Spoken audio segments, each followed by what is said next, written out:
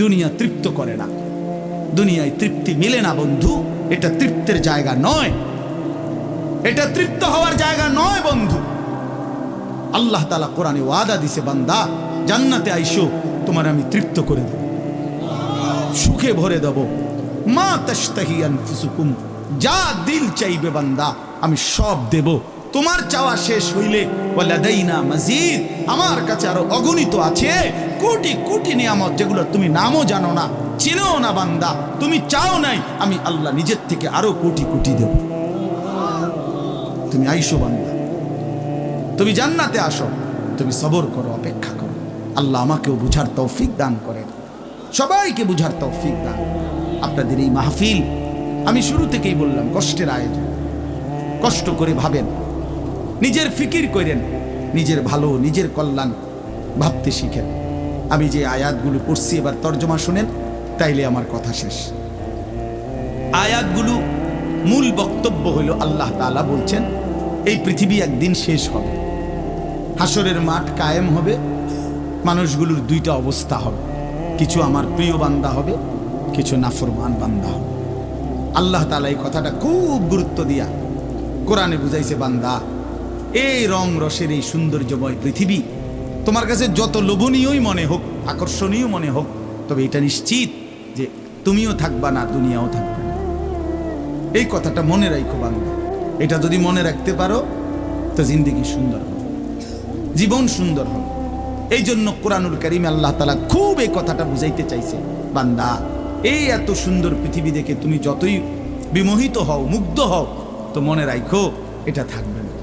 আমি একদিন ভেঙে ফেলব, ইযাস সামাউন ফাতারাত, আসমান ভেঙে চুরচুর হবে। ওয়া ইদাল কাওয়াকিবুন তাসারাত, তারকারাজি খসে খসে পড়বে, পাহাড়গুলো উঠতে থাকবে তুলার মতো। ওয়া তাকুনুল জিবালু কাল ইহনিল মানফুশ ওয়া বুসাতিল জিবালু বাসসা, পাহাড়গুলো তুলার মতো উঠতে থাকবে, সাগর নদীর পানিগুলো টকবক করে উতরাইতে থাকবে। মা তার কোলের বাচ্চাকে ছুঁড়ে ফেলে দিবে, গর্ভবতী নারীর বাচ্চা নিজে নিজে বের হয়ে যাবে, সব মানুষ পাগলের মতো মাতালের মতো হয়ে যাবে। ইসরাফিল ফু দিবে, জমিনের মধ্যে ভূমিকম্প শুরু হবে, বিকট শব্দে আওয়াজ হবে। আল কারিআতু মাল কারিআ। আল্লাহ তাআলা এই কথাগুলো বহুভাবে বহু আয়াতে বুঝাইতে চাইছেন, বুঝাইয়া বলছেন, বান্দা একদিন তুমিও শেষ হবা, আমার এই সৃষ্টি জগৎ শেষ হবে, হাসরের মাঠ কায়েম হবে। তো এখানেও আল্লাহ তাআলা বলছেন, কাল্লা ইদা দুক্কাতিল আরদু দাক্কান দাক্কা, সাবধান বান্দা, মনে রেখো এই জমিন একদিন চূর্ণ বিচূর্ণ হয়ে যাবে। কি হবে বলেন না? ওইখানে একটা কথা আছে, লম্বা কথা, অতুহিব্বুনাল মালা হুব্বান জাম্মা। আল্লাহ তাআলা বলেন, বান্দা দুনিয়ার মাল আর সম্পদের ভালোবাসাটাকেই তোমরা খুব গভীরভাবে দিলের মধ্যে বসায় লাইলা। তবে মনে রাখো, দুনিয়াকে তুমি যত ভালোবাসো, যত মজবুত করো, যত বিল্ডিং, যত ফাইলিং, যত মজবুতই হোক না কেন, এটাই মনে রাখো আমি আল্লাহ এই জমিন, এই সৃষ্টি একদিন ভেঙ্গে চুরে তছনছ করে দেব, চূর্ণ বিচূর্ণ হয়ে যাবে। কাল্লা ইদা দুক্কাতিল আরদু দাক্কান দাক্কা। এরপরে হাসরের মাঠ কায়েম হবে। তো হাসরের মাঠের দৃশ্যটা আল্লাহ তুলে ধরছে যে হাসরের মাঠ কায়েম হবে, মানুষগুলো সব দাঁড়ানো থাকবে, আদম থেকে ইসরাফিলের ফু পর্যন্ত। এই দাঁড়ানো অবস্থায় আল্লাহ তাআলা বলতেছেন, ওয়াজা রাব্বুক, আল্লাহ তাআলা মহান আল্লাহ পাক, তিনি তার শান অনুপাতে হাসরের ময়দানে উপস্থিত হবেন।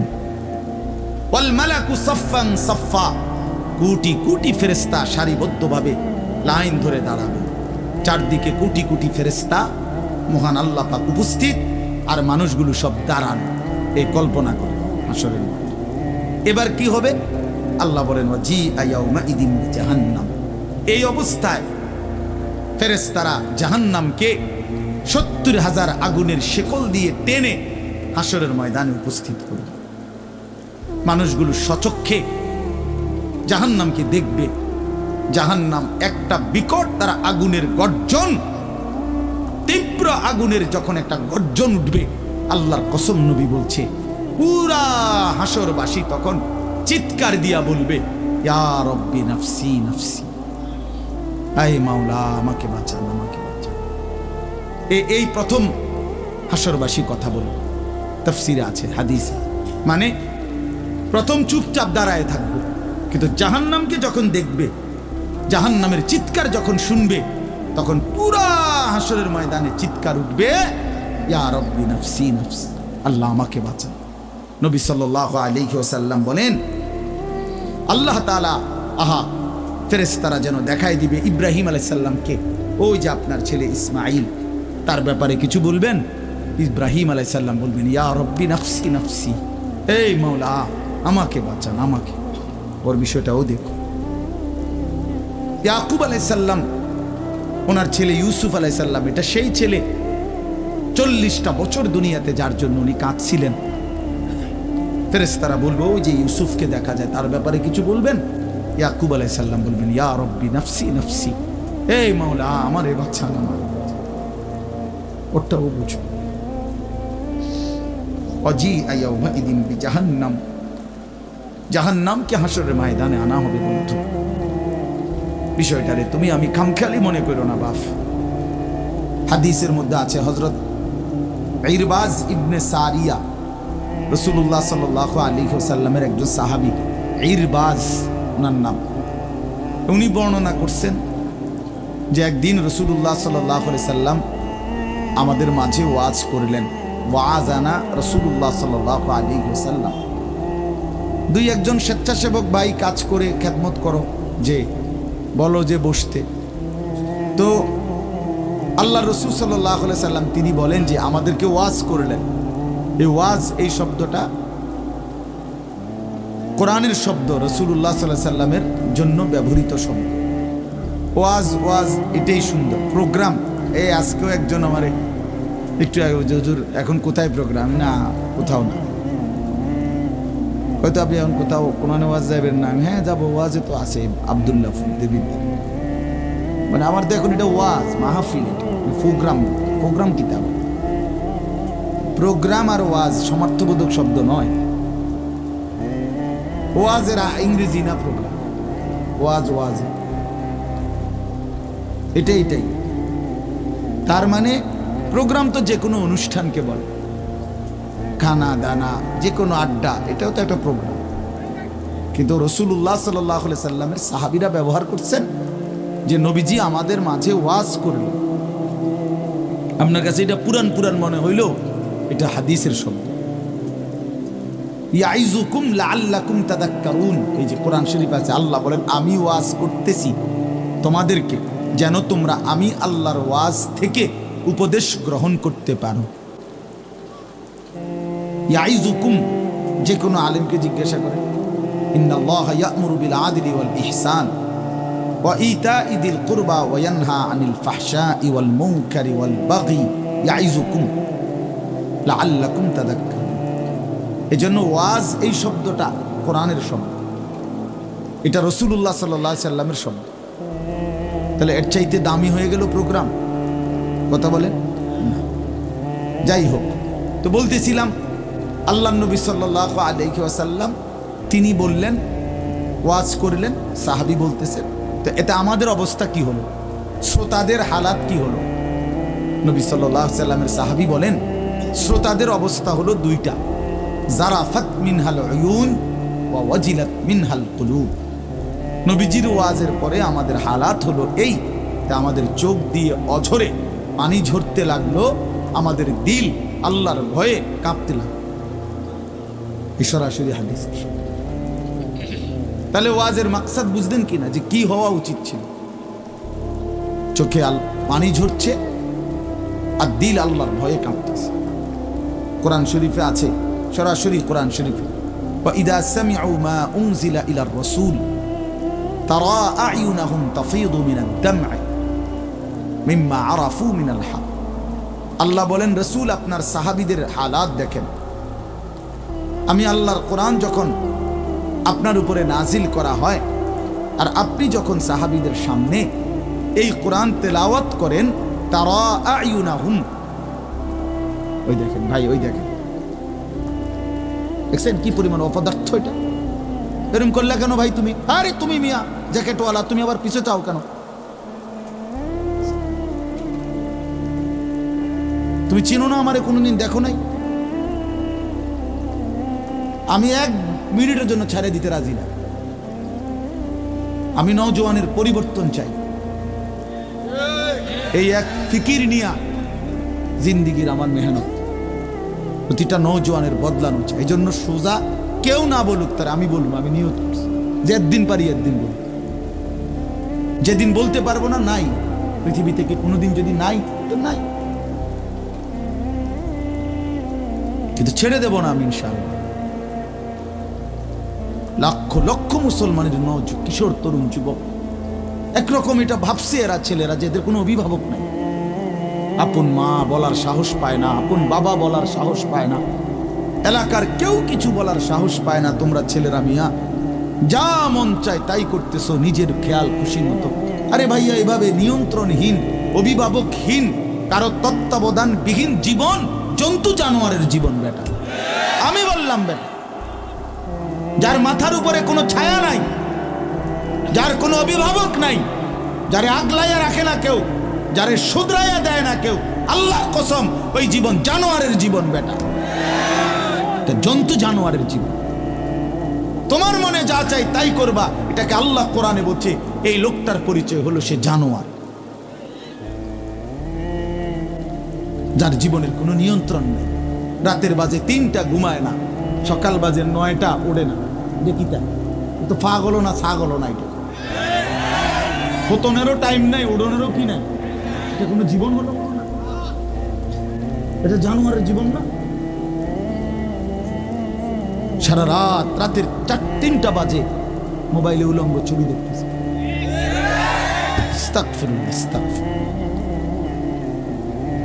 স্বাভাবিকভাবে জি বলো ভাই, রসিকতা করো না, তামাশা করো না, বিকট আওয়াজে যেই বলারও দরকার নেই, স্বাভাবিক শুনতে থাকো ভাই। এই জন্য আমি বললাম ভাই, রাগ হইও না, আল্লাহ তোমারও বরকত দান করে। কিন্তু আমার বলার উদ্দেশ্য হলো আমাদের পরিবর্তন দরকার, সংশোধন দরকার, আমাদের জিন্দিগি সাজানো দরকার। আমি এই কথাটাই বলতেছিলাম যে মাহফিলের মাকসাদ বিবেক জাগানো, দিল জাগানো, দিল জাগানো, অনুভূতি সৃষ্টি করা। হ্যাঁ, আমি কি করছি, আমি কি করছি, আসলে আমার কি করা উচিত ছিল। তাইলে কোরআনুল কারীমের মধ্যে আল্লাহ তাআলা বলছেন, আল্লাহর কথা শুনলে সাহাবীদের চোখ দিয়ে তারা আয়ুনাহুম তাফিদু মিনাদ দামঈ, নবী আপনি দেখবেন আপনার সবগুলো সাহাবীর চোখ থেকে অঝরে পানি ঝরছে, কাঁদতেছে। আল্লাহর কোরআন শুনলে সাহাবীরা কাঁদতে। কোরআন শরীফে একটা সূরা আছে 29 পারা, সূরা দাহার, কোরআন শরীফের 75 নম্বর সূরা, 76 নম্বর সূরা। এই সূরাটা ছোট্ট একটা সূরা। এই সূরার মধ্যে জান্নাতের অসাধারণ বর্ণনা আছে। যেদিন এই সূরাটা নাজিল হয়েছে, নবীজি উপস্থিত, সাহাবী যারা ছিল সামনে, তখন জিব্রাইল মাত্র নাজিল করছে, নবী সাল্লাল্লাহু আলাইহি সাল্লাম সাহাবীদের সামনে শুনাইছে এটা, এই সূরাটা। এই সূরার মধ্যে জান্নাতের খুব সুন্দর বর্ণনা আছে, সূরা দাহার। তো এই সূরার এই জান্নাতের বর্ণনা শুইনা এইখানে বসা একজন সাহাবী, কালো, রজুলুন আসওয়াদ তাফসিরে আছে, উনি ছিলেন একদম কালো রঙের সাহাবী, সহজ সরল সাহাবী। এইখানে বসেই একটা চিৎকার দিছে জান্নাতের আকাঙ্ক্ষায়, ওইখানে ইন্তেকাল করছে। আল্লাহ নবী সাল্লাল্লাহু আলাইহি সাল্লাম বলছেন, লাকাদ আখরাজা নাফসা সাহিবিকুম আশ-শাওকু ইলাল জান্নাহ, তোমাদের সাথী জান্নাতের শৌক, আগ্রহে জীবন দিয়ে দিল। দেখো, জান দিয়ে দিল, জান। निकल जाए दम तेरे कदमों के नीचे, यही दिल की हसरत, यही दिल की आरज़ू है। আল্লাহর প্রিয় বান্দারা এটা বলে যে, হে বড় মাওলা, আপনার কদমের নিচে জীবন দিয়ে দিলাম। এটাই ছিল দিলের তামান্না, এটাই ছিল দিলের আফসোস, আহাজার। সাহাবায়ে কেরাম যখন আল্লাহর জন্য শহীদ হইতেন, অসংখ্য সাহাবীদের জীবনীতে আছে, যুদ্ধের ময়দানে যখন শহীদ হইতেন, রক্ত মাখা শরীর নিয়া শেষ মুহূর্তে সাহাবীরা একটা কথাই শুধু বলতেন, ফুস্তু ওয়া রাব্বিল কাবা, কাবার রবের কসম আমি কামিয়াব হয়ে গেলাম, আমি সফল। ফুস্তু অর্থ হলো আমি সফল হয়ে গেলাম, সফল হয়ে গেলাম। তার মানে শহীদ ব্যর্থ হয় নাই, শহীদ কি হয়েছে? সফল হয়েছে। শহীদ জীবন পেয়েছে, নতুন করে জীবন পেয়েছে। এই জন্য আমার ভাই, আল্লাহর জন্য আল্লাহর কথা শুনলে দিলের হালাত এমনই হওয়ার কথা। হাদিসের মধ্যে আছে, হযরত আব্দুল্লাহ ইবনে মাসউদ রাদিয়াল্লাহু তাআলা আনহু তিনি বলছেন যে একদিন নবীজি আমাকে বলছেন কোরআন শরীফ তেলাওয়াত করে শুনাইতে, নবীজিকে শুনাইতে। হযরত আব্দুল্লাহ ইবনে মাসউদ রাদিয়াল্লাহু তাআলা আনহু বলেন, আমি সূরা নিসা, এই সূরার প্রথম 40টি আয়াত একটানা নবীজিকে মাথা নোয়ায়া আদবের সাথে নবীজিকে শুনাইতেছিলাম। 40টা আয়াত পর্যন্ত যখন তেলাওয়াত করলাম, হযরত আব্দুল্লাহ ইবনে মাসউদ বলেন, নবী সাল্লাল্লাহু আলাইহি সাল্লাম তখন বলেন, হাসবুকাল আন, এখন থামো। তো 40 আয়াত পরে যখন আমি থামলাম, হযরত আব্দুল্লাহ ইবনে মাসউদ বলেন, ফালতাফাত্তু ইলাইহি, আমি নবীজির দিকে চোখ তুলে তাকালাম, ফাইদা আইনাহু তাদরিফান, তিনি বলেন আল্লাহর কসম আমি দেখতে পাইলাম আল্লাহ নবী সাল্লাল্লাহু আলাইহি সাল্লামের দুই চোখ দিয়ে অজরে পানি ঝরছে। তিনি বহুতক্ষণ ধরে কাঁদতেছেন।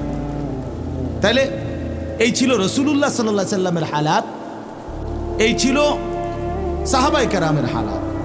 আল্লাহর কথা শুনলে নবী নিজেও কাঁদতেন, সাহাবায়ে কেরামও কি করতেন? কাঁদতেন। প্রিয় ভাই আমার, বন্ধু আমার, আমরা মুসলমান। আমি এই কথাটাই শুরু করছিলাম, গাফেল বঞ্চিত হয়, খামখেয়ালি মানুষ, খামখেয়ালি। আর কেন নামাজ পড়ো? পড়ি না, পড়ি না। মসজিদে যাইতে ভাল লাগতেছে না, কেরুম লাগতেছে, কি জানি কেরুম জানি লাগতেছে, কেরুম লাগতেছে, এরুম আর কেরুম, পাগল কোথাকার বেটা, কেরুম লাগতেছে, এইটাও কই তারস না, তুই তুই তো একটা অপদার্থ মানুষ বেটা, এটা কোনো কথা হইল? এই জন্য বললাম, মানে আসল কথা হইল গাফেল, খামখেয়ালি। কোরআন শরীফে আছে, যত লোক জাহান্নামে যাবে, আল্লাহর কসম ভাইয়া শোনো, যত লোককে আল্লাহ জাহান্নামে ফেলবে, আল্লাহ কোরআনে স্পষ্ট বলছে সবগুলোর পরিচয় হলো উলাইকা হুমুল গাফিলুন, এগুলো গাফিল। কোরআন শরীফের আয়াত, উলাইকা হুমুল গাফ, ওয়ালাকাদ যারানা লিজাহান্নামা কাসীরাম মিনাল জিন্নি ওয়াল ইনস, আমি অসংখ্য অগণিত জিন আর মানুষ দিয়ে জাহান্নামকে পূর্ণ করব। আল্লাহ বলেন এই সবগুলো নাফরমানের পরিচয় উলাইকা হুমুল গাফিলুন, এরা গাফেল, এরা গাফেল ছিল, খামখেয়ালি করছে, খামখেয়াল। আমি নয়তো হায়াত দিয়েছি, আওয়ালাম নুআম্মিরকুম মা ইয়াতাযাক্কারু ফীহি মান তাযাক্কারা। আল্লাহ তাআলা জাহান্নামীকে বলবে, এই জাহান্নামী বান্দা, মনে তো করো যেটুকু হায়াত দিলে আমার বন্দিগি করতে পারতাম, এটুকু হায়াত, এটুকু সময় আমি তো তোমাকে দিয়েছি বান্দা। তুমি বলো কোন সময়টা, কোন সুযোগটা আমি দেই নাই বান্দা, বলো বলো বান্দা। 1টা বাজে জোহরের আজান হইছে, 3:45 বাজে আসরের আজান হইছে, 3.5 ঘন্টা তো 12 রাকাত বা 10 রাকাত জোহরের নামাজ পড়তে কি 3.5 ঘন্টা লাগে? বলেন মাওলানা। তাইলে যুবক কেন নামাজ পড়লাম? তুমি কি হায়াত পাও নাই? তুমি কি সুযোগ পাও নাই? 4 রাকাত ফজরের নামাজ পড়তে কি 1 ঘন্টা সময় লাগে? তো আল্লাহ তাআলা কি সময় দেয় নাই? আল্লাহ কি হায়াত দিল না? কেন না ফরমানি? বন্ধু আমার, আল্লাহ বলবেন এই কথা, আওয়ালাম নুআম্মিরকুম, বলো বান্দা আমি কি তোমাকে হায়াত দেইনি? আমি কি তোমাকে সময় দেই নাই? কোরআন শরীফে আছে, আল্লাহ বলছেন এটা। কোরআন শরীফে আছে, আল্লাহ বলছেন জাহান্নামী চিৎকার করবে আর বলবে, আল্লাহ একটু সময় দেন, একটু বিরতি দেন, 1টা মিনিট কদ্দুর আমারে জিরাইতে দেন, আমি পারতেছি না মালিক, আগুনে। এই মালিক আমার শরীরটা জ্বলা পুরা ছাই হয়ে গেছে, আমি আর পারছি না মাওলা, আমার একটু বিরতি দেন, 10টা মিনিট কদ্দুর বিরতি দেন, এই আগুন আমি সইতে পারছি না। আল্লাহ তাআলা বলবেন লা ইউফাত্তারু আনহুম, না নাফরমান, 1 সেকেন্ডের বিরতি মিলবে না। অহুম ফীহি মুবলিসুন, আল্লাহ বলে জাহান্নামী চিরদিন অনন্তকাল মলিন চেহারা, বিমর্ষ চেহারা নিয়েই পড়ে থাকবে, কোনদিন তার মুখে হাসি ফুটবে না। ওমা যালামনাহুম ওয়ালাকিন কানু হুমুজ জালিমিন, আল্লাহ তখন বলবে নাফরমান জাহান্নামী, আমি তো তোমার উপরে জুলুম করি নাই বান্দা, তুমি তো নিজেই নিজের উপরে জুলুম করেছিলে, আমি জুলুম করি নাই। আমি যতগুলো হুকুম করেছি, যতগুলো নিষেধ করেছি বান্দা, প্রতিটা হুকুম পালন করার যোগ্যতাও আমি শরীরে দিয়েছি। তুমি যদি রুকু করতে না পারতা আমি বলতাম না, তুমি যদি সেজদা করতে না পারতা তাইলে আমি হুকুম করতাম না। আমি তো গাছকে বলি নাই সেজদা করতে, তোমারে বলছি। আমি তো মাছকে বলি নাই সেজদা করতে, তোমাকে বলেছি, কারণ তোমাকে তো যোগ্যতাও দিয়েছি। ইন্না হাদাইনাহুস সাবিলা, আল্লাহ বলেন আমি তো বুঝাইবার জন্য আমার পক্ষ থেকে প্রতিনিধিও পাঠিয়েছি, আমি তো বুঝবার জন্য আসমানি কিতাবও দিয়েছি, নবীও দিলাম, রাসূলও দিলাম, ওলামায়ে কেরামকেও দিলাম, কিতাবও দিলাম, শরীরেও মানার যোগ্যতা দিলাম, তাইলে কেন পারলা না বান্দা? নামাজ পড়ার যোগ্যতাও আছে, বুঝাইয়া বলার লোকও আছে, বুঝবার মতো কিতাবও আছে, কেন পড়লেন না বলেন? আপনারা যে কেউ যদি সিদ্ধান্ত নেন 2 রাকাত নামাজ পড়বেন, তাহলে আপনাদের শরীরে পড়ার যোগ্যতা আছে কিনা? আপনারা যদি সিদ্ধান্ত নেন কিভাবে পড়বো, তো এই কথা বুঝাইয়া বলার জন্য কোনো আলেম আছে কিনা? যদি বলেন কোরআন থেকে কইলেন, তো এটা দেখানোর মতো কিতাব আছে কিনা? তো কি সমস্যার কারণে পারলেন না? বন্ধু বলেন, প্রিয় ভাই বলো, আমার নওজোয়ান সন্তানরা বলো, ভাইয়া কি কারণে পারলা না? আজকের সারা দিনে 5 ওয়াক্ত নামাজ কেন পড়তে পারলা না দোস্ত? কেন পড়তে পারলা? হ্যাঁ, এই পৃথিবীতে কত বন্ধুর কত আবদার রক্ষা করলেন, পরম বন্ধু মহান আল্লাহ পাকের কোনো আবদার রক্ষা করলেন না। সামান্যটুকু উপকার যে করছে তারে কতবার থ্যাংক ইউ দিলেন, 24 ঘন্টা যিনি লালন পালন করছে তারে একবারও সেজদা দিলেন না। এই নাফরমান, তুই এত বড় গাদ্দার কেমনে হইলি বেটা? বেনামাজির চাইতে বড় গাদ্দার আর কে হইতে পারে? বেনামাজির চাইতে বেয়াদব, অসভ্য আর কি? বেনামাজি অসভ্য, অসভ্য বেনামাজি শয়তান, যার কপালে সেজদা নাই ওই শয়তান, শয়তান, শয়তান, ওইটা শয়তান। আমি বলবো, আল্লাহর কোরআন বলছে, ইবলিস তুই সেজদা দিলি না, আজকের থেকে তুই শয়তান। ইবলিস রে এর আগে শয়তান বলতো না, বলতো না, আজকের থেকে শয়তান, আজকের থেকে রাজিম, ফখরুজ ফাইন্নাকা রাজিম। আল্লাহ বলছে বের হবে ঈমান, কেন সেজদা দিলি না? ফাইন্নাকা রাজিম, আজকের থেকে ইবলিস তুই অভিশপ্ত। এজন্য বেনামাজি অভিশপ্ত, বেনামাজি শয়তান। ওয়া ইন্না আলাইকা লানাতা ইলা ইয়াউমিদ্দিন। আল্লাহ বলছে ইবলিস তুই আমারে সেজদা দিলি না, তো মনে রাখিস আজকের থেকে নিয়ে ইসরাফিলের ফু পর্যন্ত, কিয়ামত পর্যন্ত তোর উপরে আমি আল্লাহর লানত। এটাই তো তর্জমা নাকি? কিয়ামত পর্যন্ত তুই নাম বেঈমানের উপরে আমি আল্লাহর লানত। এই জন্য বেনামাজি মনে রাখো, এই যুবক তোমরা যারা নামাজ পড়ো না, তোর উপরে আল্লাহর লানত, আল্লাহর লানত। তোর খোদার গজব তোর উপরে, মনে রাখিস। বলে না আমি ভাত খাই, ভাত, হ্যাঁ ভাত জন্তু জানোয়ারও খায়। আমি তো ঘুম যাই, ঘুম কুত্তাও যায়, কুকুরও খায়, কুকুরও পেশাব পায়খানা করে, কুকুরেরও যৌন চাহিদা পূরণ হয়, এই জন্য কুকুরেরও বাচ্চা কাচ্চা হয়।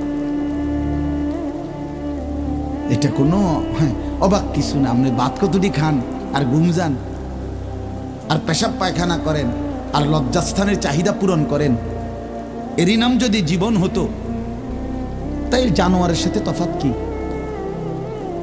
বলেন না কেন? জন্তু জানোয়ারের সাথে আমাদের জিন্দেগির তফাৎ কোথায় ভাইয়া? কি ব্যস্ততায় পড়ে গেলেন এই বাবারা, বন্ধুরা আমার, কি ব্যস্ততায় মালিককে সেজদা দিতে পারলেন না? মা সালাকাকুম ফি সাকার ক্বালু লাম নাকু মিনাল মুসাল্লিন। আল্লাহর ফেরেশতা জাহান্নামীকে বলবে, হে জাহান্নামী বেঈমান, কে তোকে জাহান্নামে কেন নিয়ে আসলো? কেন আসলি জাহান্নামে? বন্ধু আমার শুনো বন্ধু, আল্লাহর কোরআনে আল্লাহ বলেন জাহান্নামী বলবে ক্বালু লাম নাকু মিনাল মুসাল্লিন, ফেরেশতা ভাইয়া কারণ আমি নামাজি ছিলাম না, এজন্য জাহান্নামী হলাম। ওয়াইলুন ইয়াওমাইদিল লিল মুকাদ্দিবিন ওয়া ইযা ক্বিলা লাহুমুর কাউ লা ইয়ারকাউন। বলে সমস্ত মিথ্যাবাদী নাফরমান পাপী, সেদিন মনে রেখো হাসরের ময়দানে তোমাদের জন্য জাহান্নাম। যদি বলেন কেন, আল্লাহ বলেন ওয়া ইযা ক্বিলা লাহুমুর কাউ লা ইয়ারকাউন, বারবার তাকে বলা হয়েছে নামাজের জন্য, রুকু করতে, সেজদা করতে, নাফরমান আমি আল্লাহকে সেজদা করে নাই, নামাজ পড়ে নাই, রুকু করে নাই, এজন্যে। হ্যাঁ, এই সরাসরি কোরআনের আয়াত। আল্লাহ বলেন কাল্লা ইদা বালাগাতিত তারাকি ওয়া কিলা মান রাক ওয়া যান্না আন্নাহুল ফিরাক ওয়ালতাফাতিস সাকু বিস-সাক ইলা রাব্বিকা ইয়াওমাইদিনিল মাসাক ফালা সাদ্দাকা ওয়ালা সাল্লা। আল্লাহ বলেন, আল্লাহর নবীর জবানে নবীজিও বুঝাইছেন এই তাফসিরে। নবীজি বলছেন উম্মত, কোন নাফরমান পাপীর জান কবজের সময় মালাকুল মউত আজরাইল তার রুহুটা তার কলিজা থেকে একটা টান দিয়ে ছিঁড়ে ফেলবে। ছিঁড়লেই রুহুটা এসে কণ্ঠনালীর কাছে আটকায় যাবে, এই গলার কণ্ঠনালীতে। কাল্লা ইদা বালাগাতিত তারাকি, কণ্ঠনালীতে যখন নাফরমানের রুহু আটকায় যাবে, তো আজরাইল ধইরা টাইনা ছিঁড়া টুকরা টুকরা করে এরপরে এই রুহুটাকে ছিঁড়া ভিড়া বাইর করে। তো কোরআনে আল্লাহ বলছে কেন এমন এমন নির্মম মৃত্যু হলো, কেন তার কলজা ছিঁড়া ফেললো, আজরাইল তার রুহুটা ছিন্ন ভিন্ন করে দিল, এমন করলো কেন? আল্লাহ বলেন কারণ দুইটা, ফালা সাদ্দাকা ওয়ালা সাল্লা, এই নাফরমান আমি আল্লাহরে বিশ্বাস করে নাই এবং নামাজ আদায় করে। কি আদায় করে নাই? ভাত খাও, হ্যাঁ ভাতে তো দুগা খাও নাকি তা? হ্যাঁ, মোবাইল টিপো আর মানুষের বেডি দেখো, দেখো ভাইয়া দেখো। কুলু ওয়া তামাত্তাউ কালিলান ইন্নাকুম মুজরিমুন। আল্লাহ বলে নাফরমান অল্প সময়ের দুনিয়া খাও, ভোগ করো, শুধু মনে রেখো তুমি নাফরমান। এখন ভাত খাও, পরে ফিডাও। কবরের প্রথম ঘন্টায় আমি বুঝাই দেব আমি মালিক কেমন। কাল্লা সাউফা তা'লামুন আলহাকুমুত তাকাসুর হাত্তা যুরতুমুল মাকাবির কাল্লা সাউফা তা'লামুন। আল্লাহ বলে দুনিয়ায় ডুবে থাকতে থাকতে আমি আল্লাহকে আখিরাতকে ভুলতে ভুলতে দুনিয়া বাড়ানোর নেশা প্রতিযোগিতা বেঈমান তোরে গাফেল বানায় দিল। এরই মধ্যে একদিন তুই কবরে পৌঁছে গেলা, এই কবরে আসলেই তুমি বুঝতে পারবা আমার নাফরমানির শাস্তি কি। আল্লাহ রাসূল সাল্লাল্লাহু আলাইহি ওয়াসাল্লাম বলছেন কবর নাফরমানকে একটা চাপ দিবে, একটি চাপে ডান পাশের মাটি বাম দিকে, বাম দিকের মাটি ডান পাশে, এভাবে আইসা আটকায় যাবে। হাত্তা তাখতালিফা আদলাউহু। নবীজি বলেন ডান পাশের হাড্ডি পাঁজর ভাঙ্গা বাম পাশের গুলো ডান পাশে এইভাবে আঙ্গুল যেভাবে ঢোকে এইভাবে হাড্ডি একটার ভিতরে ঢুকে যায়। কি মনে করছো দোস্ত, আমার বন্ধু, আমার এটা নিশ্চিত আল্লাহর কথা মিথ্যা হয় না। ১৫০০ বছরে এ কোরআনের প্রতি অক্ষর নিয়া আপনজন দুশ্মন, ইমানদার নাফরমান বেঈমান, হিন্দু বৌদ্ধ ইহুদি খ্রিস্টান নাস্তিক মুরতাদ বুদ্ধিজীবী গবেষক পণ্ডিত দার্শনিক বিজ্ঞানী সবাই কাফের বেঈমানরাও যুগে যুগে এই কোরআনের প্রতিটা অক্ষর নিয়ে পরীক্ষা করছে, পর্যালোচনা করছে, বিশ্লেষণ করছে, কিন্তু একটি নোক্তা অক্ষর ভুল, মিথ্যা, অসত্য, অযৌক্তিক, অবাস্তব, অপ্রাসঙ্গিক আজকের এই মিনিটে প্রমাণ করতে পারে না। যদি সন্দিহান হইতো তত প্রমাণ হয়ে যাইতো যে এই সমস্ত তথ্য উপাত্তের আলোকে প্রমাণিত হলো কোরআনের এই আয়াতটি ভুল। সেটা কোনটা? এমন হইছে? কথা বলে না কেন? বলো জেনারেল শিক্ষিত ছেলেরা, তোমরা বলো ভাইয়া, পদার্থবিজ্ঞান জীববিজ্ঞানের কোন তথ্যের আলোকে কোরআনের কোন তথ্য ভুল? রসায়ন বিজ্ঞান উদ্ভিদ বিজ্ঞান সহ যাবতীয় বিজ্ঞানের কোন সূত্র মতে কোরআনের কোন শব্দ ভুল হয়েছে, কোন তথ্য ভুল হয়েছে? হয়েছে বাবা। তো তাইলে কবর ভুল হবে কেন? আখেরাত ভুল হবে কেন? জান্নাত ভুল হবে কেন? হাসরের মাঠ ভুল হবে কেন? ইসরাফিলের ফু মিথ্যা হবে কেন? এই পৃথিবী যে ধ্বংস হবে এই কথা মিথ্যা হবে কেন? মিথ্যা হবে কেন? যদি মিথ্যা হতোই তো আল্লাহ তাআলার দুনিয়াবি কথাগুলো তো ভুল হইতো, সেগুলো তো ভুল হয় না। নবী সাল্লাল্লাহু আলাইহি সাল্লামের 1450 বছরে আমাদের নবী সাল্লাল্লাহু আলাইহি সাল্লামকে নিয়ে শুধু মুসলমানরাই গবেষণা করে নাকি? কাফের বেঈমান আমাদের চাইতে বেশি করে, আমাদের চাইতে বেশি গবেষণা করে নবীজিকে নিয়ে, কিন্তু আপনজন দুশ্মন সবার গবেষণায় মুহাম্মদ আরবি সাল্লাল্লাহু আলাইহি সাল্লাম তিনিই সর্বশ্রেষ্ঠ। বন্ধু পরীক্ষা করলেও তিনি শ্রেষ্ঠ, দুশ্মন পরীক্ষা করলেও তিনি শ্রেষ্ঠ। বাহ! হ্যাঁ, তিনি সবার পরীক্ষা।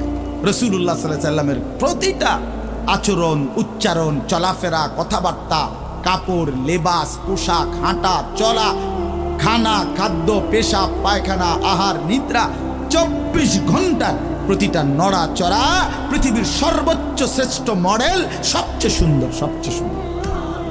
তিনি হাসলেও সুন্দর, তিনি কাঁদলেও সুন্দর, তিনি হাঁটলেও সুন্দর, তিনি বসলেও সুন্দর। এজন্য প্রিয় ভাই আমার, বন্ধু আমার, বেনামাজি হইও না বাপ।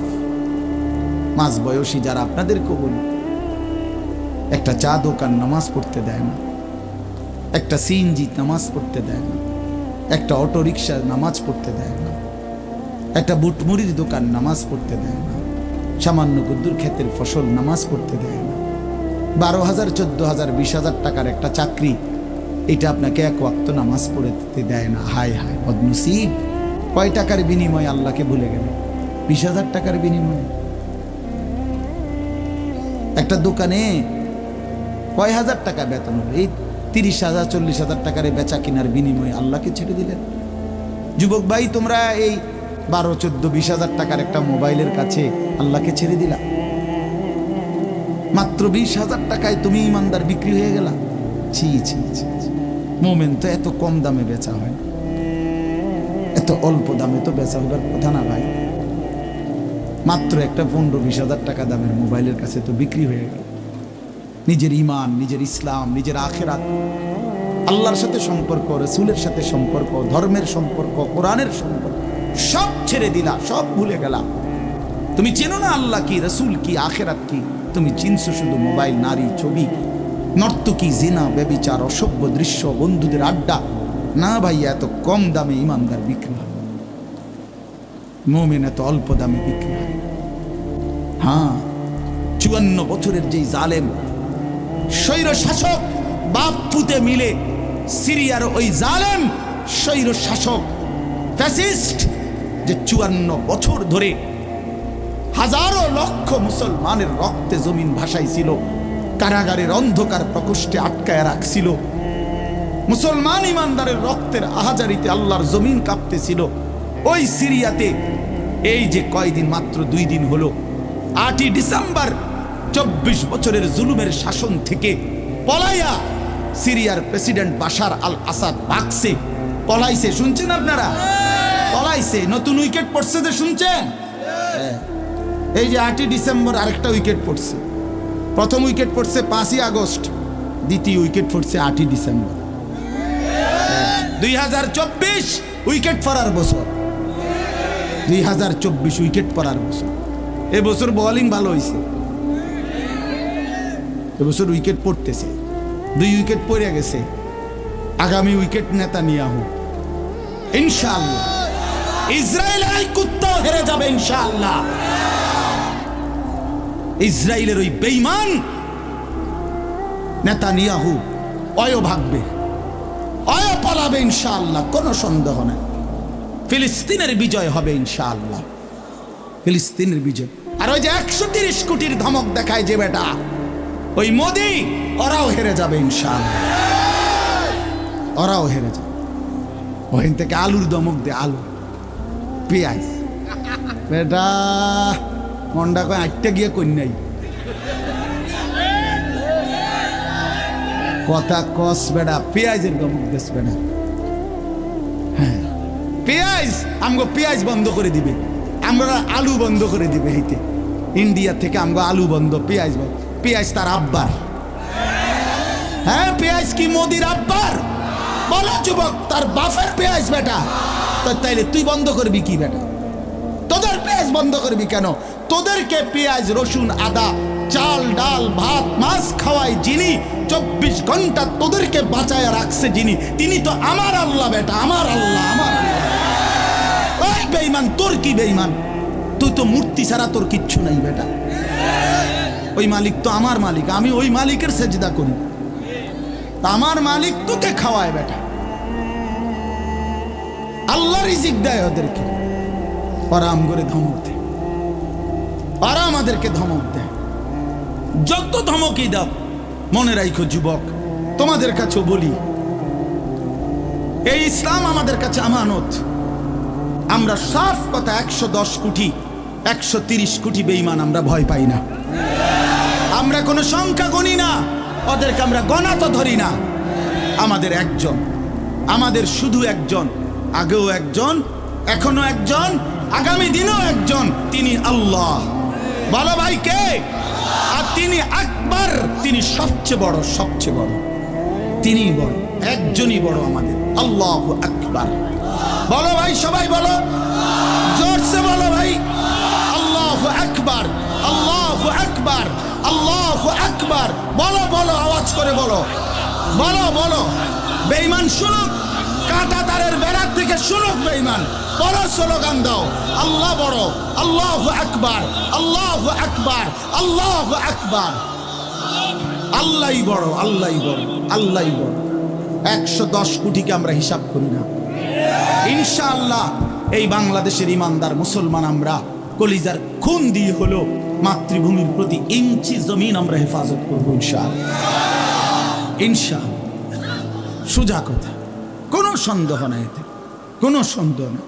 আমার মতো 2, 4, 10, 50 হাজারের রক্তে জমিন হয়তো ভাসবে, কিন্তু এদেশেও ইনশাআল্লাহ কালেমার পতাকা উঠবে ইনশাআল্লাহ। হ্যাঁ, এদেশে হিন্দু থাকবে, কোনো অসুবিধা নাই। আমরা কোনো সময় আমরা তাদের উপরে জুলুম করি নাই, কিন্তু জবাই যুবক মনে রাখো, এ কথার উপরে প্রতিবাদ করতেই হবে যে ইসকনের গুন্ডারা, সন্ত্রাসীরা এই দেশে থাকতে পারবে না। ইসকন সন্ত্রাসী, ইসকন গুন্ডা, গুন্ডা, হিন্দু গুন্ডা, হিন্দু সন্ত্রাসী। অতএব ইসকনের অন্তর্ভুক্ত কোন হিন্দু সন্ত্রাসী গুন্ডা এদেশে থাকতে পারবে না। এদেশে সাধারণ হিন্দুরা থাকুক, কোনো আপত্তি নেই। আমরা কোনোদিন তাদের উপরে কোনো জুলুম করি নাই, কেউ করে নাই, কেউ করে নাই, কেউ করে নাই। 5ই আগস্টের পরে ওদের মন্দির আমাদের মুসলমানের সন্তানরা পাহারা দিছে, আর বিনিময়ে তার প্রতিদিনের দানে বেঈমান আমাদের মুসলমান শহীদ অ্যাডভোকেট সাইফুল ইসলাম আলিফকে জবাই করে দিছে। এই ছিল বিনিময়, এই ছিল প্রতিদান। তোমরা যুবক ফিরে আসো ভাইয়া, আগামীর সম্ভাবনা ভাই আমার, এটা মনে রাখো ভাইয়া, আগামীর সম্ভাবনা নিশ্চিত ইসলামের। সারা বাংলাদেশ হিসাব ধরো না, সারা পৃথিবী মিলাইয়া ধরো। বাংলাদেশ সারা পৃথিবী সহ ভাবো, সারা পৃথিবীতে ইনশাআল্লাহ মজলুমের বিজয়, সারা পৃথিবীতে ইমানদারের বিজয় হচ্ছে এবং হবে ইনশাআল্লাহ, হবে। আগামীর সময়টা মাহাদি এবং দাজ্জালের লড়াই হবে ইনশাআল্লাহ। ঈমান এবং কুফরের জিহাদ হবে ইনশাআল্লাহ। সেই জিহাদে, সেই যুদ্ধে ইসলামের জন্য জান বাজি রাখতে নওজোয়ান রেডি থাকতে হবে ইনশাআল্লাহ। আল্লাহ তাআলা প্রতিটা যুবককে কবুল করে নেন। মোবাইলের ওই আড্ডা, নারীর আড্ডা, জুয়ার আড্ডা বন্ধু, সুখ আসবে না। আমি অনুরোধ করলাম, কতজন নারী দরকার তোমার? সারা দিন রাত নাচ গান ছবি, এই উলঙ্গ দৃশ্য বন্ধু সুখ দেয় না। মদের আড্ডা, জুয়ার আড্ডায় সুখ হয় না, সুখ হয় না ভাই আমার। কোনো হারামখোর সুখে নাই। একটা সুদখোর, ঘুষখোর, বাটপার, এই ওজনে কম দেয়, ধোকাবাজি করে, প্রতারণা করে, হারাম রোজগার করে, একটা হারামখোর সুখে নাই। আমি চ্যালেঞ্জ করলাম, একটা সুদখোর, কিস্তিখোর, হারামখোর সুখে নাই। একটা নেশাখোর জুয়ারি সুখে নাই, সুখে নাই। বেপর্দা নারী একটাও সুখে নাই, একটাও না, একটাও। রূপ যৌবনের ফেরিওয়ালা, রাস্তায় ফেরি করে যারা, নিজের যৌবনের, নিজের রূপের এই অসৎ নারী কোনোদিনও সুখ পায় না। সুখ, সুখ, সুখ, শান্তি, তৃপ্তি, দিলের স্বস্তি, অন্তরের প্রশান্তি আল্লাহর কসম আল্লাহকে মানার মধ্যে, সিজদার মধ্যে।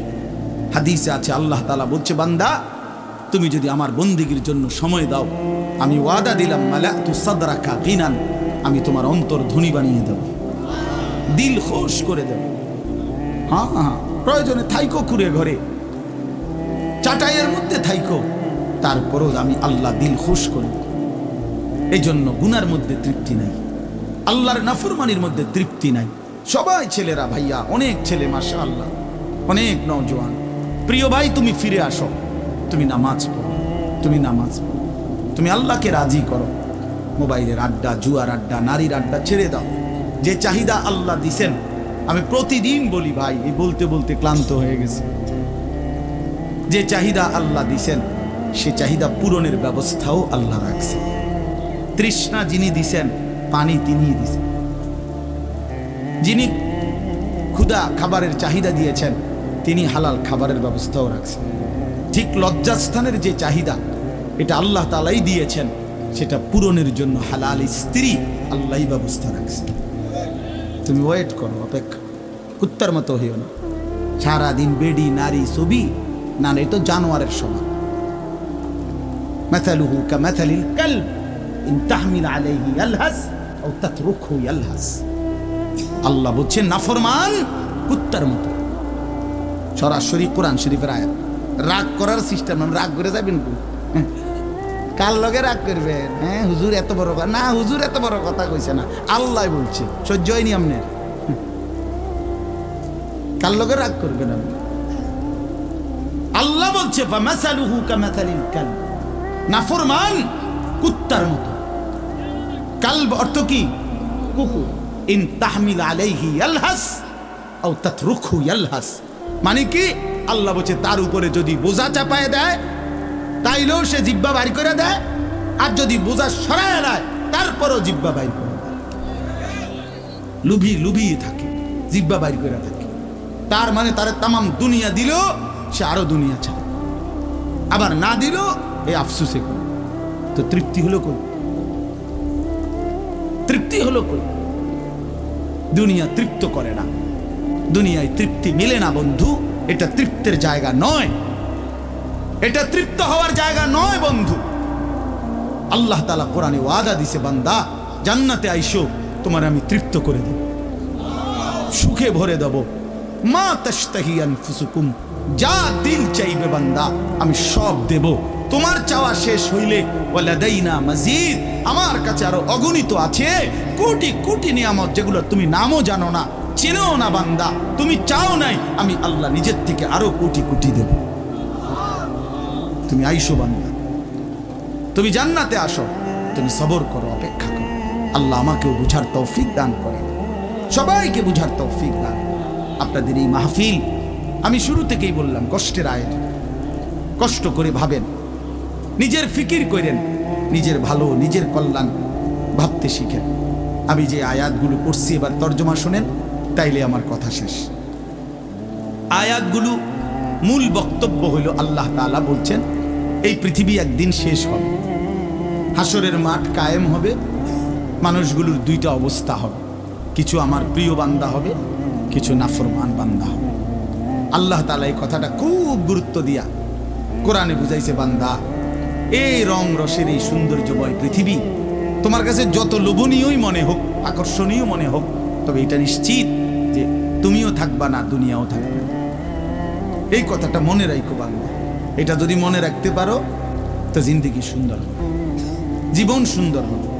এই জন্য কোরআনুল কারীমে আল্লাহ তাআলা খুব এই কথাটা বুঝাইতে চাইছে, বান্দা এই এত সুন্দর পৃথিবী দেখে তুমি যতই বিমোহিত হও, মুগ্ধ হও, তো মনে রাখো এটা থাকবে না, আমি একদিন ভেঙে ফেলব। ইদাস সামাউন ফাতারাত, আসমান ভেঙে চুরচুর হবে। বা ইদাল কাওয়াকিবুন তাসারাত, তারকারাজি খসে খসে পড়বে, পাহাড়গুলো উঠতে থাকবে তুলার মতো। ওয়া তাকুনুল জিবালু কাল ইহনিল মানফুশ ওয়া বুসাতিল জিবালু বাসসা, পাহাড়গুলো তুলার মতো উঠতে থাকবে, সাগর নদীর পানিগুলো টকবক করে উতরাইতে থাকবে। মা তার কোলের বাচ্চাকে ছুঁড়ে ফেলে দিবে, গর্ভবতী নারীর বাচ্চা নিজে নিজে বের হয়ে যাবে, সব মানুষ পাগলের মতো মাতালের মতো হয়ে যাবে। ইসরাফিল ফু দিবে, জমিনের মধ্যে ভূমিকম্প শুরু হবে, বিকট শব্দে আওয়াজ হবে, আল কারিআতু মাল কারিআ।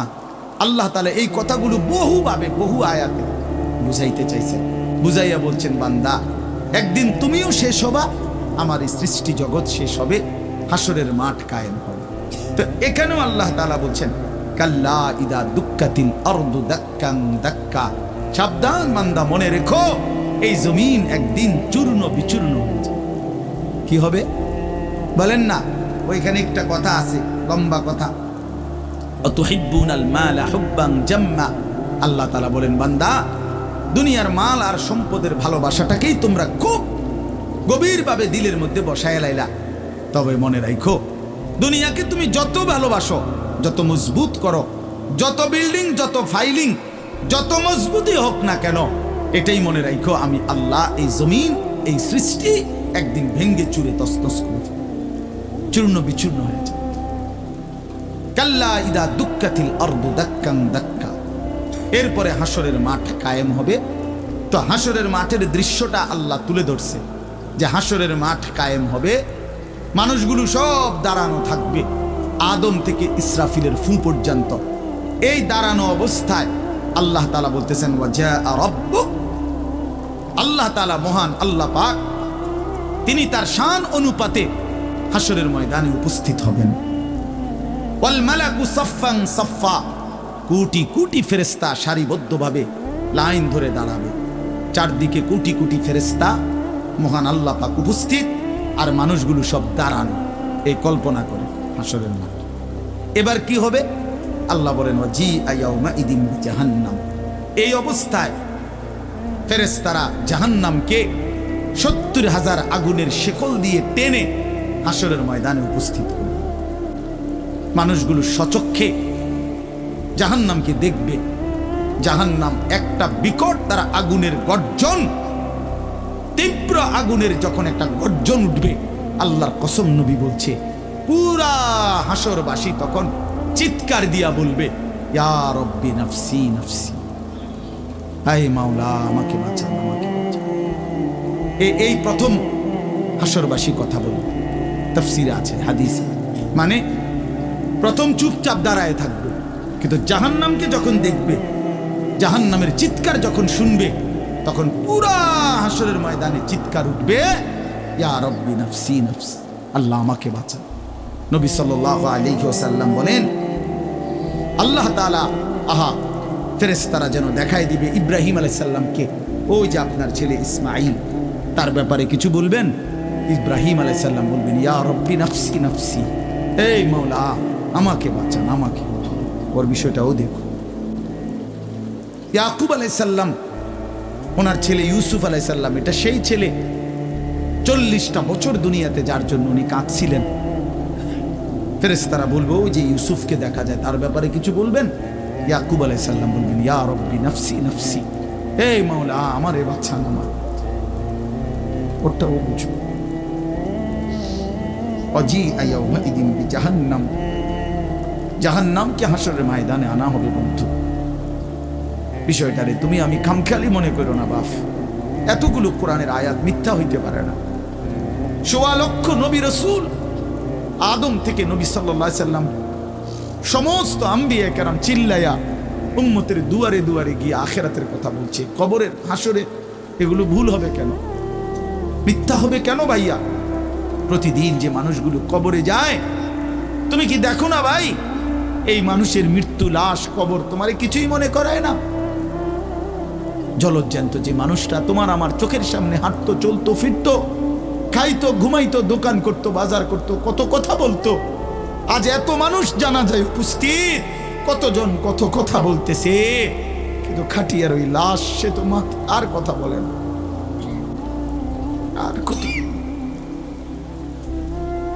কথা বলে না।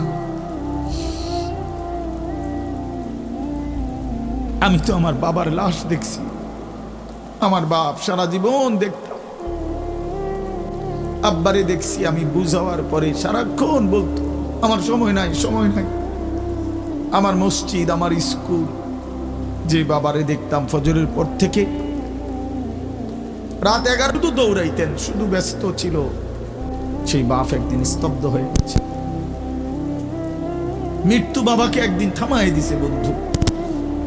আমার মামির জানাজা পড়ছি আমি 2-3 দিন আগে, আমার জ্যাঠার জানাজা পড়ছি আমি কয়দিন আগে। আমার চোখে দেখা সেই জ্যাঠা, আমার মামা, আমার মামি, ওরা আজকে কোথায় চলে গেল? তুমি কি কোনো লাশ দেখো নাই? কেমনে এত লম্বা সময় নামাজ না পড়া থাকে ভাইয়া? 365 দিনে খোদার একটা বছরে। এই যুবক, আমি যদি তোর জন্য কাঁদতে পারতাম, 1 বছর কোনোদিন যুবক, কোনোদিন ফজরের নামাজ পড়লা না, হায় হায় মুসলমানের বাচ্চা, এত বড় বেঈমান কেমনে হইলা? কেমনে হইলা ভাইয়া?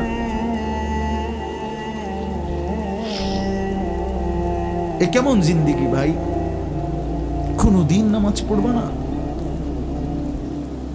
একজন মুসলমান 30 বছর মিথ্যা বলে।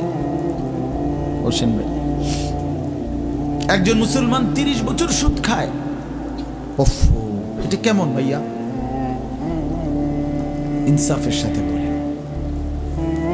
ইনসাফের সাথে বলে। হা ওয়াজিআ ইয়াউমাইদিন বিজাহান্নাম ইয়াউমাইদিন ইয়াতাযাক্কারুল ইনসানু ওয়া আন্না লাহু যিকরা। রব্বুল আলামিন বলেন, নাফরমান জাহান্নামের দিকে তাকিয়ে তার পুরা জিন্দেগীর সব কথা মনে পড়বে। ওয়া আন্না লাহু যিকরা, কিন্তু আল্লাহ বলেন, বান্দা মনে পড়ে বলো না, কি লাভ হবে? বুঝে তো আসবে বান্দা, মনে তো পড়বে সব, কিন্তু লাভ কি হবে বলো? কি লাভ হবে?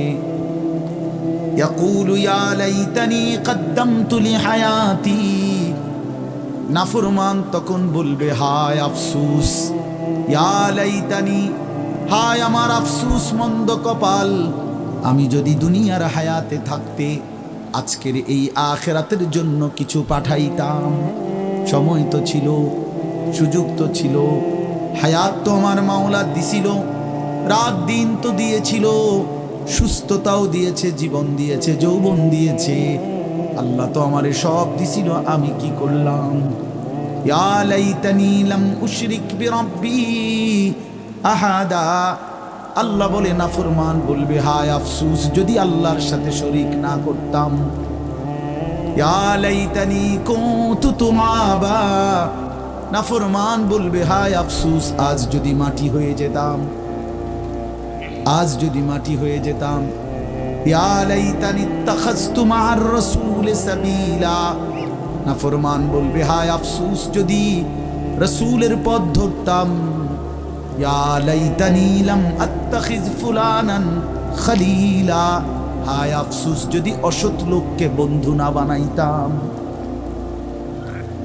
চরিত্রহীনকে যদি বন্ধু না বানাইতাম, আজকে তো আমিও বেঁচে যেতাম। ইয়া লাইতানি কুনতু মাআহুম ফাফুজা ফাওজান আযীমা, হায় আফসোস যদি নেককারদের সঙ্গী হতাম, তাহলে তো আজকে আমিও সফল হতাম। চলেন বন্ধু, শেষ কথা, ফায়াউমা ইদিল্লা ইউআযিবু আযাবাহু আহাদ ওয়ালা ইউথিকু ওয়াথাকাহু আহাদ। আল্লাহ বলে, বান্দা সেদিন আমি আল্লাহর পক্ষ থেকে তুমি নাফরমানকে যেই আযাব দেওয়া হবে, বান্দা বিশ্বাস করো এমন আযাব তোমারে আর কেউ কোনোদিন দেয় না। এমন ফিডা তুমি আর খাও নাই, এমন বেইজ্জতি আর কোনোদিন হও নাই বান্দা, এমন শাস্তি আমি আল্লাহর পক্ষ থেকে দেওয়া হবে। ওয়ালা ইউসিকু ওয়াথাকাহু আহাদ, আল্লাহ বলে নাফরমান আমার ফেরেশতা তোরে যেই বাঁধাটা বাঁধবে, এমন শক্ত বাঁধা বান্দা তোরে আর কেউ কোনোদিন বাঁধে নাই। আল্লাহ আমাকে মাফ করে দেন। ইয়া আইয়াতুহান নাফসুল মুতমাইন্নাহ, বিপরীত দিকে এবার আল্লাহ তাআলা ইমানদার নেককার বান্দাকে ডাক দিবে। মানে ওই যে এনেটা ফিডাফিডি চলতে আছে, নাফরমানরে টাঙ্গাইয়া ফিরতে আছে, বাঁধতে আছে, একটা মায়ের চলতে আছে, এই কারণে আবার আমার নেককার বান্দা নিয়ে আবার ঘাবড়াইয়া যায়। আমার আব্বারে দেখতাম, এত রাগী মানুষ ছিল, আমগো বড় কোনো বাইরে যদি আব্বা লাঠি নিত ফিডার লেগা, আমার মনে আছে ছোটবেলায় আমি দেখকেই কাইন্দা দিতাম, চিৎকার দিতাম। আব্বা কইতো, না না তোর তো আব্বা কিছু করিনি আব্বা। তো আল্লাহ তাআলা বলেন আমার ইমানদার বান্দা নিয়ে আবার ঘাবড়াইয়া যায়, তা আল্লাহ নিজেই ডাক দিবেন, ইয়া আইয়াতুহান নাফসুল মুতমাইন্না, হে আমার প্রিয় আত্মা, পবিত্র আত্মা, প্রশান্ত আত্মা, আমার ইমানদার বান্দা, ইরজিই ইলা রাব্বিক, কোন ঘাবড়ায়ো না, তুমি তোমার মাওলা আমি রবের কাছে আসো, রাদিয়াতাম মারদিয়া, আমিও তোমার উপরে রাজি খুশি, তুমিও আমার উপরে খুশি।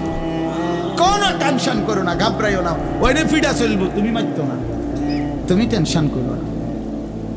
ফাদখুলি ফি ইবাদি ওয়াদখুলি জান্নাতি, আল্লাহ বলবে আমার নেককার বান্দা, প্রিয় বান্দা, তোমার আমার আরো নেককার বান্দা এখানে আছে, ওদের সাথে গিয়া মিশো, একসাথে আমার জান্নাতে ঢোকো, আমার জান্নাত। এই শেষ কথাটা বলি, প্রিয় ভাই হযরত মাওলানা মুফতি ইয়াসিন আহমদ ফারুকি মাওলানা সাহেব অসুস্থ বললেন, শুনছি আমি, আল্লাহ তাআলা পুরাপুরি শিফায়ে কামেলা আজেলা দান করে। আমি নিজে কোমরের ব্যথা আছে 2 দিন, প্রচন্ড ব্যথা, এরপরও আল্লাহর দয়ায় আসার সুযোগ হয়েছে। তো বলতেছিলাম ভাইয়া, এই শেষ কথাটা হইল, এখানে একটা কথা আছে, ওয়াদখুলি জান্নাতি, এই জান্নাতি, আল্লাহ বলবে বান্দা আমার জান্নাতে ঢোকো। তো তাফসীরের মধ্যে লিখছে, ইমানদার বান্দা, নেককার বান্দা, তার সারা জিন্দেগির কষ্ট মেহনতের বিনিময়ে, আমলের বিনিময়ে হাসরের ময়দানে আল্লাহ যখন বলবে আমার জান্নাতে ঢোকো, আল্লাহর কসম ইমানদার বান্দা খুশিতে আনন্দে আত্মহারা হয়ে যাবে যে মালিক আমারে মালিকের জান্নাতে ঢুকতে দিয়েছে। কালকে আমি এক জায়গায় মাহফিলে যাইতেছিলাম, তা আমার একজন ঘনিষ্ঠ বন্ধু কোম্পানিগঞ্জ বাজারের ব্যবসায়ী নুরুল আলম ভাই, ওরে আমি ফোন দিলাম, দোস্ত আপনি কই? কয় আমি তো যাওয়ার জন্য রেডি হয়েছি। আমি বলছি না না, আপনি আমার গাড়িতে যাবেন, আপনি আমার গাড়িতে যাবেন। তো এই কথা বলাতে সে খুশিতে আনন্দে, আর বলেন কি হুজুর আমার আপনার গাড়িতে নেবেন? আমি হ্যাঁ আমার গাড়িতে আপনি যাই, এ কথা বলাতেই খুশি হয়ে গেছে। তো রব্বুল আলামিন যখন বলবে বান্দা তুমি জান্নাতি, আমার জান্নাতে ঢোকো, বান্দা বলবে মালিক আমি সব পাইয়া লাইছি, আমি সব পাইয়া লাইছি। এই জন্য ইনশাআল্লাহ কেউ না উঠি, ছেলেরা ভাইয়া তোমরা উঠো না বাপ, দয়া করে সবাই মেহেরবানি করে আমাদের প্রিয় ভাই হযরত মাওলানা মুফতি ইয়াসিন আহমদ ফারুকি দামাত বারাকাতুহুমুল আলিয়া, তার জবান থেকে নসিহত শুনে দোয়া করে এরপরে আমরা যাওয়ার চেষ্টা করো। আল্লাহ তাআলা সবাইকে ভালো করেন, প্রত্যেকেই নামাজের ফিকির করি, 5 ওয়াক্ত নামাজ পড়লে ইনশাআল্লাহ জিন্দেগি সুন্দর হবে। মোবাইলের আসক্ত যুবক ছেড়ে দাও, নারীর আসক্তি ছেড়ে দাও, যেটুকু প্রয়োজন মোবাইল ওটুকু প্রয়োজনীয় হালাল কাজে ব্যবহার করো, কোনো মানা নাই বন্ধু।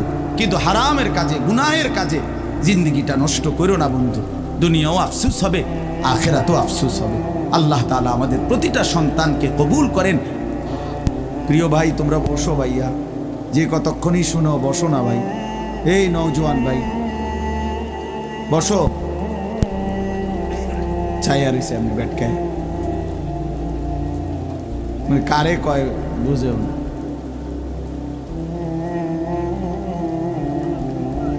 বসেন সবাই।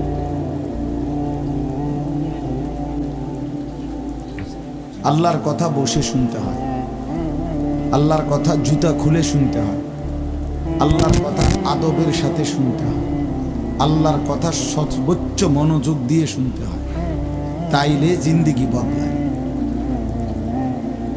কোনো গাফেল আল্লাহর কোরআন থেকে লাভবান হইতে পারে, গাফেল বঞ্চিত হয়, মানে যে খামখেয়ালি।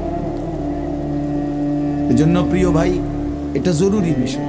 একজনও বুট খাইও না, বুটও খাইবা আল্লাহর কথাও শুনবা, ফায়দা হবে না ভাই। বাদামও খাইবা আল্লাহর কথাও শুনবা, কোনো ফায়দা হবে না, নিজের ভিতরে কোনো অনুভূতি জাগবে না। প্রতিটা ওয়াজের মাকসাদ কিন্তু দিল জাগানো, দিল জাগানো, নিজের ভেতরটাকে, ঘুমন্ত বিবেকটাকে জাগিয়ে তোলা, এটাই মূল একটা মাকসাদ, অন্যতম মাকসাদ। প্রতিটা আয়োজনের পিছনে অনেক কষ্ট আছে। এই মাহফিল, এই প্যান্ডেল, এই স্টেজ, পোস্টার, হ্যান্ডবিল, ওলামায়ে কেরামকে দাওয়াত দেওয়া, যথোপযুক্তভাবে এদেরকে নিয়ে আসা, ঠিক মতো গুছগাছ করা, অনেক কাজ। আগামী শনিবার 14 তারিখ আমার মাদ্রাসায় বার্ষিক মাহফিল। তো আজকে প্রায় 14-15 দিন ধরে মাদ্রাসার বড় ছাত্ররা, ওস্তাদরা সারা দিন রাত কাজ করতেছে, সারা দিন, এখনো কোনো শেষ হয়নি। আজকে বুধবার শেষ, কালকে বৃহস্পতি, শুক্র, শনিবারে মাহফিল। তো বাস্তবতা হলো আসলে অনেক কাজ, অনেক কিছুই করতে হয় একটা মাহফিলের জন্য। তো এই সবটা আয়োজন ভাইয়া 10 টাকা, 5 টাকা, কারো কাছ থেকে 100 টাকা, এরকম কষ্ট করেই একটা মাহফিলের ফান্ড একসাথ করা হয়। কেউ তো আর একসাথে দিয়ে দিছে না বলে যে যাও আমি সব দিয়ে দিব। তাইলে এই সবটা কষ্টের আয়োজন বুঝি এই 10 টাকার বুটের জন্য শেষ হয়ে যাবে, এটা কথা হলো। 30 টাকার চটপটি, 20 টাকার বাদাম, এইটুকু খাইতে খাইতে সময়টা আমরা শেষ করে দিলাম। এটা ভাইয়া ইনসাফ হইতে পারে। এতটা কষ্টের আয়োজনের মধ্যে এই সামান্য বুট, বাদাম, চটপটি, বেলুন, ফটকা, এতটুকু দিয়ে এত কষ্টের ইন্তজাম নষ্ট করে দেওয়া, এটা জুলুম ছাড়ার কিছু, অন্যায়, এটা অন্যায়। কোরআনুল কারীমের মধ্যে আছে, আল্লাহ তাআলা বলেন, কুল মা ইনদাল্লাহি খায়রুম মিনাল লাহবি ওয়া মিনাত তিজারা। হে নবী, আপনি বলেন যে হে আল্লাহর বান্দারা, তোমাদের জন্য আল্লাহর কাছে যা আছে তা তোমাদের এই তামাশা দুনিয়ার এবং ব্যবসা, আয় উপার্জন, এর চাইতে অনেক উত্তম, অনেক উত্তম। 3 ঘন্টায় বেচা কিনায় যা